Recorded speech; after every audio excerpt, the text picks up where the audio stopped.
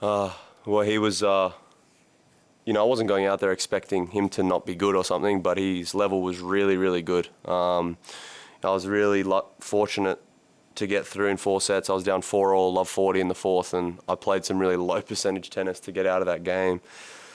It was one of those matches where you kind of survive. And I'm relatively happy with my form. It's not like I played bad or anything. I probably didn't return as well as I would have liked, but it's just so stressful now because every match I play, I'm kind of expecting to play so good, and such a clean performance is kind of not realistic in a sport like this where you're just playing day in, day out, traveling. So, I've got to probably lower the expectation of expecting to play like a Wimbledon final every time.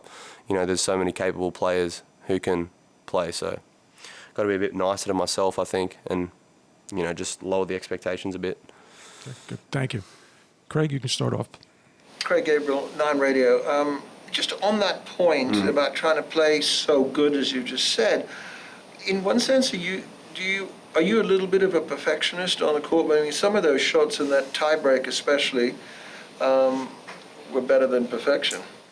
I feel like I just, in this part of my career, I just don't want to let people down, and I feel like I'm representing so many people, and I know how much work goes into it, with my team, and just there's a lot of people supporting me. So I just feel like, I'm back. I just remember doing a press conference here maybe 3 or 4 years ago, and I lost in the third round, and I just felt horrible because I kept, not exceeding expectations and winning. So I'm sitting here, really, I feel like this is probably the most pressure I've had on myself. I know that I'm capable of going to a slam final now, and I really want to achieve, and I want to bring my team with me, and I want to do it together. And I don't know, I just feel like, I'm definitely a perfectionist on the court. I feel like, I can play like 4 or 5 great points, and then I play 1 point and I'm going nuts. It's like, it's okay. Like, I don't know, it's hard. But I don't know, I want to have success with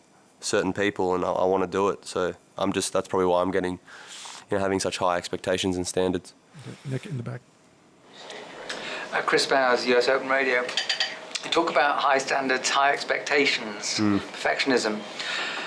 Puts a lot of pressure on you. Are you more comfortable in your own skin? Are you happier with yourself as a result of recent months? Well, I feel like I've just played a lot of tennis. That's one. This year's been amazing in so many different ways, but for my tennis, I kind of wanted to almost reinvent myself and get back to the top of the game where I know I belong. But the Wimbledon final was a turning point, I think, mentally for me. If I won that match, I don't know where my motivation would have been at. But if losing it and being so close, it was really tough for me to kind of swallow that. And, winning Washington and winning so many matches. And I just feel like I thought the pressure would be off me, after winning Wimbledon. Wow, like he's a Wimbledon finalist, he's nearly over the hump type thing. But for me personally, I didn't think I'd be putting this amount of pressure on myself. Every day I come in, I watch what I eat. I try and get sleep. Like every practice session, I'm trying to have good intent, and I almost don't know who I am anymore, to be honest, because that's not me. I'm just trying to balance so many different things out. It's hard as well, like the media. The fans are crazy everywhere I go. I'm trying to balance my personal life as well as my tennis, and it's just a lot. And I never thought I'd be, I feel like I'm really professional right now, and I'd never thought that the Wimbledon final would make me that way. I thought it would be the other way, the reverse, almost like a bit lax and a bit chilled with it. But it's stressful. Nick, Michael Lewis running for Cincinnati Enquirer. You played J.J. Wolf in the next round. He said you guys have talked a little bit in the locker room. What do you know about his game, and what do you think about his performances? Well, he's got a massive game, and I love the way he plays tennis. I love the fact that he has a big serve and he tries to take it to the opposition.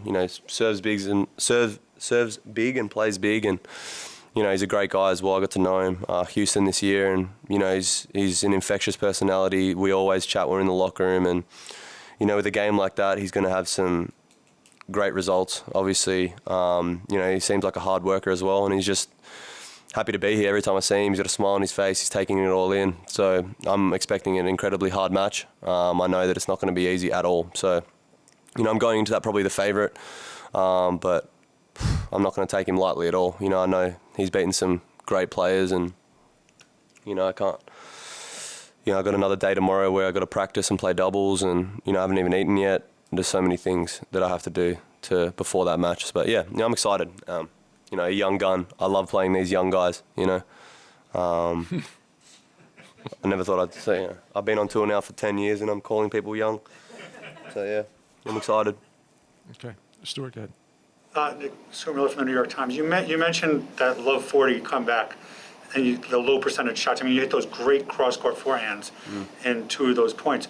Is that a moment where you think that instead you should be hitting kind of like big shots to safer spaces, or was that what you wanted to be doing in that moment? Is go for the angles and go for the lines? I feel like my strength on the tennis court is my unpredictability at times and the ability to not maybe care as much in those bigger moments. Like, honestly, my mentality was I'm probably going to get broken. I was almost gearing myself up for a 5th set. So in those moments, I just played really low percentage. I just kind of hit a drop shot here, hit the forehand cross court, faked him out with the underarm. I just try to play the most unpredictable and low percentage tennis because I know that if I play any other way, I'm probably going to get broken. So why wouldn't I just try?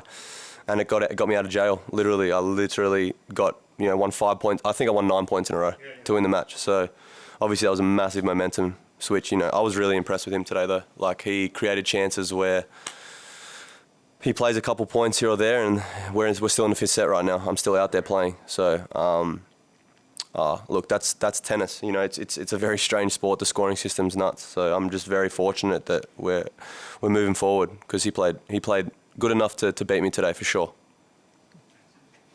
Sebastián Varela, Clay Tennis. Who do you think is the GOAT in women tennis? Who do I think is the GOAT? In women tennis. I would say Serena, no? Well, who do you think? Steffi Graf, Martina Navratilova, Margaret Court. There's so much I want to say, but I'm just going to say Serena. Yeah. Let's move on. Next question. Nick, playing on that court, you touched on the wafts of marijuana during the match, but have you had that before? And the other thing is, what does it feel like playing on that court? Because it seems like, with the open sort of ventilation and the crowd and the movement and the buzz, it does seem like a different vibe from a normal tennis stadium.